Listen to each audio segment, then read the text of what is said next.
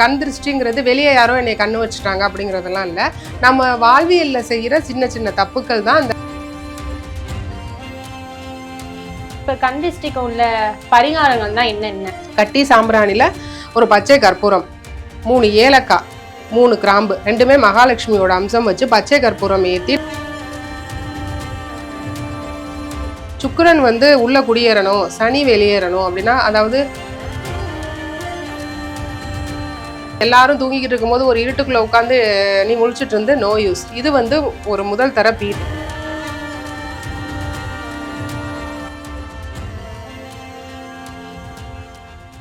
Focus ஆன்மீகம் நேயர்களுக்கு வணக்கம். நான் உங்கள் ஷாலினி. இன்று நம்மளுடன் இருந்திருப்பவர் ஜோதிடர் சூர்யா தேவராஜன். வணக்கம் மேம். வணக்கம்ங்க. இன்று நம்ம டாபிக் என்னன்னா, கண்டிஸ்டி சொல்கிறாங்களே, வீட்டில் கண்டிஸ்டி இருக்குது, அது எப்படி கண்டுபிடிக்கிறாங்க? ஏன் கண்டிஸ்டி வருது? வீட்டில் கண்டிஸ்டி இருக்கு அப்படின்றத எப்படி தெரிஞ்சுக்கிறதுன்னு சொல்றீங்க, சரிங்களா? வீட்டில் இருக்க குடும்ப தலைவிக்கு தூக்கமின்மை, தேவையில்லாத மன உளைச்சல். யாருக்கு? குடும்ப தலைவிக்கு, சரிங்களா? ஃபர்ஸ்ட் குடும்ப தலைவியை தான் அஃபெக்ட் பண்ணும்.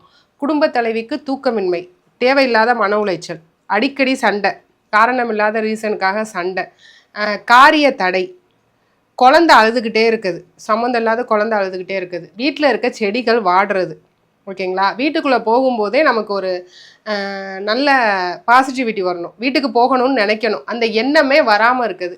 இதெல்லாம் நீங்கள் சொல்கிற மாதிரி வீட்டில் நெகட்டிவ் எனர்ஜி அதிகமாக இருக்குது அப்படின்றதுக்கு உண்டான அறிகுறிகள். இது பார்த்தா அப்போ எல்லா வீட்லேயும் கண் திருஷ்டி இருக்கும் போல இருக்கே. அது நம்மளா ஏற்படுத்திக்கிறது தாங்க. அது இப்போ கண் திருஷ்டிங்கிறது வெளியே யாரோ என்னை கண்ணு வச்சுட்டாங்க அப்படிங்கிறதெல்லாம் இல்லை. நம்ம வாழ்வியலில் செய்கிற சின்ன சின்ன தப்புக்கள் தான் அந்த நெகட்டிவிட்டி. ஒரு நெகட்டிவிட்டி, இப்போது கண் திருஷ்டி எனக்கு இருக்கா அப்படிங்கிற எண்ணம் எப்போ வரும்?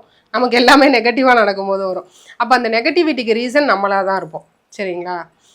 ஸோ நம்மக்கிட்ட தான் மாற்றத்தை நம்ம பண்ணிக்கணும். Okay ma'am. இப்போ கண் திருஷ்டிக்கு உள்ள பரிகாரங்கள் தான் என்னென்ன?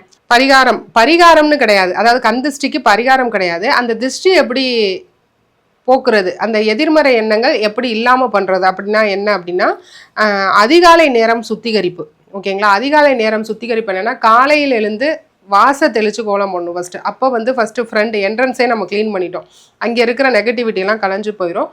முடிஞ்சால் மஞ்சத்தூளும் கல்லுப்பும் கலந்து அந்த தண்ணியை தெளித்து விடலாம். ஏன்னா கல்லுப்பு நெகட்டிவிட்டியை அப்சர்வ் பண்ணுற ஒரு நல்ல பவர் இருக்குது, சரிங்களா? அடுத்து ஒன்று, விளக்கேற்றிய வீடு வீண் போகாதுன்னு சொல்லுவாங்க.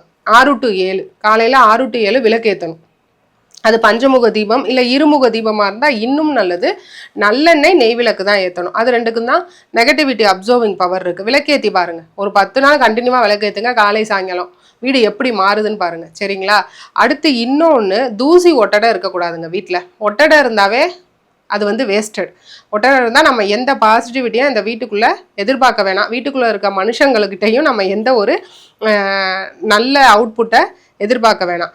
ஸோ வீடு க்ளீனாக இருக்கணும். வீடுங்கிறது சுக்கிரன் உள்ள குடியேறணும், சனி வெளியேறணும் அப்படின்னா, அதாவது ஒரு தடை தாமதத்தை தர்றவர் சனி பகவான் வீட்டுக்கு வெளியே தான் இருக்கும், உள்ளே வரக்கூடாது. உள்ளே யார் இருக்கணும்னா சுக்கிரன் தான் சந்தோஷத்திற்கான காரகன், ஓகேங்களா? சுகபோக வாழ்க்கைக்கான காரகன். அப்படி இருக்கும்போது சுக்கிரனை ஆக்டிவேட் பண்ணுறதுக்கு அதிகாலை சுத்திகரிப்புனா நல்ல வாசனை, நல்ல சொற்கள், நல்ல ஸ்லோகம். இல்லை எனக்கு சாமி பாட்டெலாம் கேட்க பிடிக்காது, நான் பரிகாரமாகவே ஒரு சிலருக்கு சொல்லுவேன். அதாவது தேவா சாருடைய கானா சாங்ஸ் கேளுங்க, ஒரு 1/2 மணி நேரம்னு சொல்லுவேன். ஆட்டோமேட்டிக்காக அவங்க எனர்ஜெட்டிக் ஆகிடுவாங்க, ஓகேங்களா? அதுபோல் உங்களுக்கு ஸ்லோகம் பிடிக்காதா, உங்களுக்கு பிடிச்ச ஒரு இசை, நல்ல சொற்கள், நல்ல வாசனை, ஓகேங்களா? இதெல்லாம் கண் திருஷ்டியை போக்குறதுக்கு கேட்டாலே கண் திருஷ்டி போகும் சொல்றீங்களா? நீங்கள் எனர்ஜெட்டிக் ஆயிடுவீங்க. ஓகே. அதுக்காக பாட்டை மட்டுமே கேட்டுட்டு ஒரு அழுக்கு பெட்டில் படுத்து கிடந்தீங்கன்னா வேலைக்கு ஆகாது. இன்னொன்று, இன்னைக்கு ஒரு ட்ரெண்ட் ஆகிட்டு இருக்கு ஜென்சி கிட்ஸுக்கு, பகலெல்லாம் தூங்குறது, நைட்டு ஃபுல்லாக முழிச்சிட்டு இருக்குது. இது சுத்தர விடியாதுங்க. எதில் எடுத்தாலும் தடை, ஓகேங்களா? அது கேட்டால் அதுக்கு ரொம்ப அறிவாளியாக பேசுவாங்க. உங்களுக்கு என்ன 8 மணி நேரம் நாங்கள் தூங்கணும், ஆனால் பகலில் தூங்கிடுறோமே அப்படிங்கிறாங்க. எதுவுமே இல்லாமல் இல்லை. அப்போ முன்னமே நீ நைட்டில் முழிச்சிட்டு பகலில் தூங்குன்னு ஏன் சொல்ல? சன்லைட் உள்ளே வரணும், நம்ம உலகத்தை பார்க்கணும். எல்லாரும் தூங்கிக்கிட்டு இருக்கும்போது ஒரு இருட்டுக்குள்ளே உட்காந்து நீ முழிச்சிட்டு இருந்து நோ யூஸ். இது ஒரு முதல் தர பீடை, ஓகேங்களா? இப்படியெல்லாம் பண்ணால் சுக்கிரனை ஆக்டிவேட் பண்ண முடியாது. இது எல்லாமே ஓகே, நான் எல்லாம் பண்ணிட்டேன், க்ளீன் பண்ணிட்டேன். இதுக்கப்புறம் நான் டெய்லி என்ன ஃபாலோ பண்ணேன் அப்படின்னா, கட்டி சாம்பிராணியில் ஒரு பச்சை கற்பூரம், 3 ஏலக்காய், 3 கிராம்பு, ரெண்டுமே மகாலட்சுமியோட அம்சம் வச்சு பச்சை கற்பூரம் ஏற்றி நடுஹாலில் வச்சுருங்க. வீடு ஃபுல்லாக அந்த வாசனை இருக்கணும். அது ஒரு 2 மணி நேரம் 3 மணி நேரத்துக்கு நிலைச்சிருக்கும். முடிஞ்சால் காலை ஈவினிங் மாலை, இல்லை அப்படின்னா ஒரு நாளைக்கு ஒரு முறையாவது இதை பண்ணுங்கள். வீடு ரொம்ப சுபிக்ஷமாக மாறும். அடுத்து வண்டி வாகனத்தை சுத்தமாக வச்சுக்கணும்.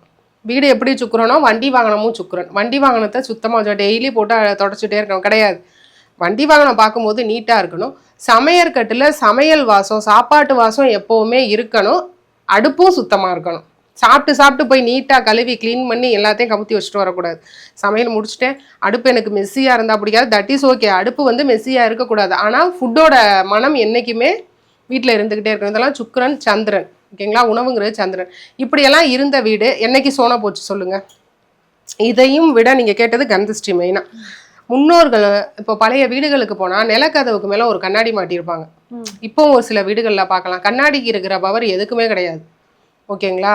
ஒரு ஆள் உள்ளே வரும்போது அந்த கண்ணாடி முன்னே இருந்து அந்த கண்ணாடி அவர் பிம்பம் அந்த கண்ணாடியில் படும்போதே அவர் மனசில் நம்ம மேலே ஏதாவது ஒரு எதிர்மறை எண்ணத்தோடு வந்தாருன்னா அது நம்மளை அஃபெக்ட் பண்ணாது. அந்த ஒரு விஷயத்துக்காக தான் முன்னோர்கள் வந்து நிலக்கதவுக்கு மேலே கண்ணாடி போட்டது. நிலக்கதவுக்கு மேலே கண்ணாடி மாட்டிக்கங்க, ஓகேங்க? அது இப்படி ஸ்லாண்டிங்காக இருக்கணும். இப்படி ஸ்ட்ரைட்டாக கொண்டு போய் இப்படி ஸ்லாண்டிங்காக நம்ம போகும்போது நம்ம முகத்தை அது பார்க்கணும். இப்போ நம்மளே வெளியே போயிட்டு வரோம், வெளியே போயிட்டு நம்ம ஒன்லி பாசிட்டிவிட்டி எடுத்துகிட்டு போகிறது வீட்டுக்கு வரதில்ல, ஃபுல் ஆஃப் நெகட்டிவிட்டியோட உள்ளே வரும்போது அந்த கண்ணாடியை கிராஸ் பண்ணி போகும்போது நமக்கு அந்த எதிர்மறை எண்ணங்கள் அழிஞ்சு ஒரு நார்மலாக ஒரு சுபிக்ஷமாக உள்ளே போவாங்க. இன்னொரு விஷயம் என்னென்னா குழந்தைங்கள திட்டக்கூடாது. ஃபஸ்ட்டு வந்து இந்த கந்திஷ்டி பீடை வீட்டில் பிடிக்கிறதுக்கு காரணம் வந்து சாப வார்த்தைகள், கெட்ட வார்த்தைகள், கெட்ட எண்ணங்கள். ஒன்று குழந்தைங்களை திட்டுறது வேற மாதிரி, அது சனியனே அது போல் வந்து சின்ன குழந்தைங்களை திட்டுறது அதை விட பெரிய சாபம். இதெல்லாம் வந்து ஒரு வீட்டை மங்களகரமாக இருக்க விடாது. அந்த வீட்டுக்குள்ளே போனாவே நமக்கு மன நிம்மதி இருக்காது. இதை வந்து கலையணும் அப்படின்னா இதனால் எதுவுமே பண்ண முடியாதுங்க. வீட்டில் சாம்பிராணி, 2 ஏலக்காய், 3 கிராம்பு, 3 ஏலக்காய் 3 கிராம்பு, மகாலட்சுமி வந்துடுவாங்க, சுக்கிரனும் வந்துடுவார், வீடு சுபிக்ஷமாக இருக்கும். கரெக்டாக மகாலட்சுமி என்டர் ஆகிற நேரத்தில் வீட்டில் சத்தம். நான் உங்ககிட்ட கேள்வி கேட்டால் நீங்கள் எனக்கு தான் ஆன்சர் பண்ணணும்.